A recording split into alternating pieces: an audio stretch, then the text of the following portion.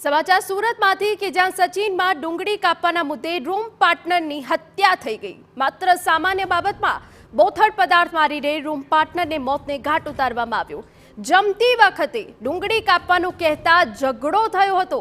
હત્યાના આરોપીની સચિન પોલીસે ધરપકડ કરી હોવાની વિગત છે। મહારાષ્ટ્રના જલગાંવથી ઝડપાયો રાજુ ઉર્ફે રાજા ચૌહાણ। હત્યાને અંજામ આપી નાસી છૂટ્યો હતો હત્યારો રૂમ પાર્ટનર, પરંતુ ડુંગળી કાપવા જેવી સામાન્ય બાબતમાં રૂમ પાર્ટનરની હત્યા કરી દેવામાં આવી। બોથડ પદાર્થના ઘા મારીને રૂમ પાર્ટનરને મોતને ઘાટ ઉતાર્યો। ને ખબર પડી કે હ્યુમન રિસોર્સિસ તેમજ ટેકનિકલ સોર્સથી કે આરોપી જે છે ભૂસાવળથી આગળ જાય છે અને એ બાબતે પોલીસે ખાતરી કરી તો એવી હકીકત માલુમ પડી કે ભાઈ કોઈ ટ્રેનમાં જઈ રહેલો છે।